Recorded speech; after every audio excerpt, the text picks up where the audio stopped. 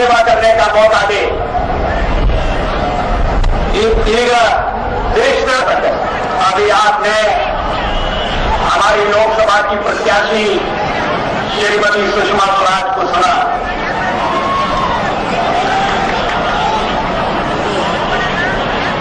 कन्नड़ भाषा पर उनका अधिकार देखकर मैं आश्चर्यचकित रह गया।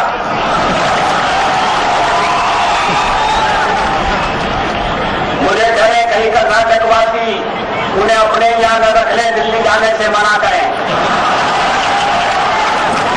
लेकिन दिल्ली तो उन्हें जाना है, चुनाव जीतने के बाद जाना है, लोकसभा के सदस्य के रूप में जाना है। इसलिए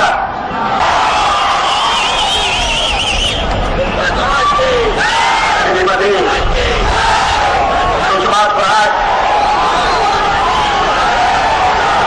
लोकसभा का चुनाव लड़ना नहीं चाहती।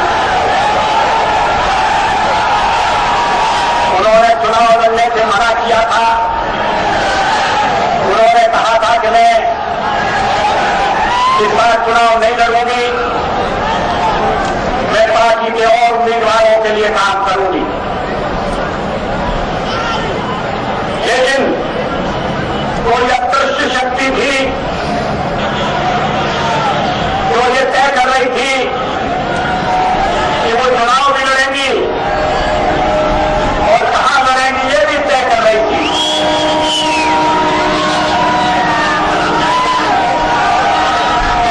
श्रीमती सुषमा स्वराज रेल लाइन से लड़े और यहां से विजय प्राप्त करें,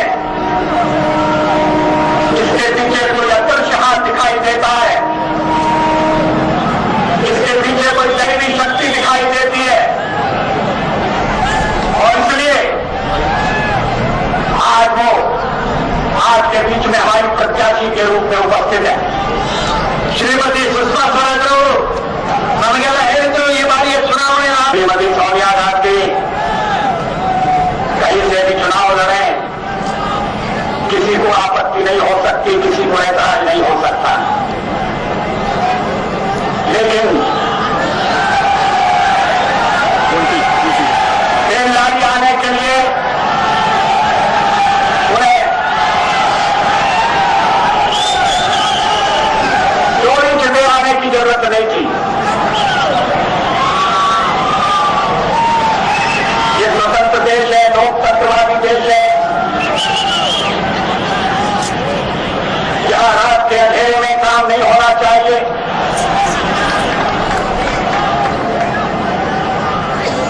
नामजदगी पर्चा दाखिल करना एक अपने में कार्यक्रम समारंभ है। श्रीमती सोनिया गांधी दिन के उजाले में आ सकती थी, उससे सुरक्षा के लिए बड़ी कठिनाई पैदा हो गई। सुरक्षा के प्रबंध को भी सूचित नहीं किया गया कि श्रीमती सोनिया गांधी बेलारी जाएंगे। उनके साथ कोई रक्षा करने वाला नहीं था, हिफाजत करने वाला नहीं था, देखरेख करने वाला नहीं था। ये सरकार के लिए बड़ी मुसीबत की बात हुई, ऐसा नहीं होना चाहिए था। श्रीमती सोनिया गांधी प्रधानमंत्री न बने, ये आवाज सबसे पहले कांग्रेस पार्टी के बीच में से उठी, उनके घर में से उठी। श्रीमती सोनिया गांधी और प्रधानमंत्री आगे कोंतकता विश्व पार्टी के जो लोकसभा में नेता है श्री शरद पवार, उन्होंने ये मांग उठाई, जो कांग्रेस की तरफ से लोकसभा के अध्यक्ष रह चुके हैं। ये श्री संगमा, उनकी ओर से ये आवाज उठाई गई। श्री तारिक अनवर ने ये आवाज उठाई। ये सब कांग्रेस के थे जिन्होंने आवाज उठाई कि विदेशी मूल का कोई व्यक्ति राष्ट्रपति या प्रधानमंत्री नहीं होना चाहिए। बाद में इस मांग को और दलों ने समर्थन दिया। ये मांग कोई व्यक्तिगत रूप से उनके खिलाफ नहीं है, लेकिन देश के हितों की रक्षा के लिए इस तरह का प्रबंध किया जाए, ये देश खून के होने के अलावा किसको कितना अनुभव है, ये भी एक महत्वपूर्ण पहलू है जिसको ध्यान में रखा जाना चाहिए। विदेशी मूल मात्रा मैंने आपको कहा कि मैं तो 40 साल विरोधी दल में रहा हूं। मैंने कभी विरोध के लिए विरोध नहीं किया, रचनात्मक विरोध किया, विधायक विरोध किया और धीरे धीरे सीढ़ी दर सीढ़ी चढ़ते चढ़ते आज मैं इस स्थिति में पहुंचा हूं। मानो आज के जीवन में हमारे 13 महीने के शासन में ये भविष्यवाणियां की गई थी कि हम सरकार में आएंगे तो उपद्रव हो जाएंगे, दंगे होंगे। कोई दंगा नहीं हुआ, कोई सांप्रदायिक उपद्रव नहीं हुआ। लड़ाई के दौरान भी सारे देश में शांति रही, भाईचारे का वातावरण रहा। घटनाएं चिंता का विषय है, उन्हें सख्ती से रोकने की आवश्यकता है। आजादी के 50 साल बाद भी हम सामाजिक न्याय नहीं ला सके हैं, इसका हमें अफसोस है। मगर अगर दोबारा हमें सेवा करने का मौका मिलेगा तो हम इस दिशा में प्रगति करके दिखाएंगे, ये आपको विश्वास दिलाना चाहते हैं। ये देश सर्वधर्म संभाव में विश्वास करता है। यहां जगत गुरु विश्वेश्वरैया जैसे महापुरुष हुए जिन्होंने समता का संदेश दिया, जिन्होंने एकता का पाठ पढ़ाया। भारत में एक धर्म मानने वाले, सब धर्मों का विकास हो, सब धर्मावलंबी सुरक्षित रहे, सुखी रहे, ये हमारी संस्कृति है, ये हमारी परंपरा है। हमारी सरकार ने 13 महीने में इस बात की ओर पूरा ध्यान दिया है। हम चाहते हैं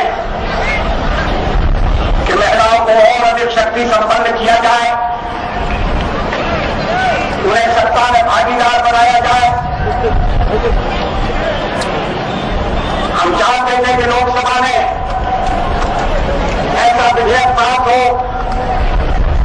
जिसके अंतर्गत विधानसभा में और लोकसभा में महिलाओं के लिए स्थान रिजर्व किए जा सके, सीट सुरक्षित की जा सके। लेकिन कुछ पार्टियों के विरोध के कारण ऐसा नहीं हो सका।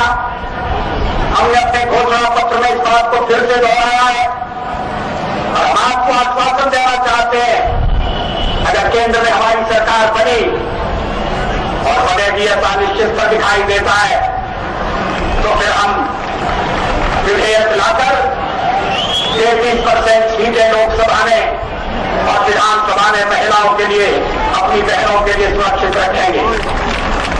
अब मैं अपना भाषण समाप्ति की ओर ले जाना चाहता हूं। माननीय श्रीमती सुषमा स्वराज जी ಅವರನ್ನು ಸೇರಿಸಿ ಬನ್ನಿ ನಾವೆಲ್ಲ ಹೋರಾಡಿ ಒಂದು ಸಮೃದ್ಧ, ಸುಖಮಯ, ಶಾಂತಿಮಯ ಮತ್ತು ಸಮತೆ, ಮಮತೆ, ಸಾಮಾಜಿಕ ನ್ಯಾಯ ನೆಲೆಸುವ ಭಾರತವನ್ನು ಕಟ್ಟೋಣ.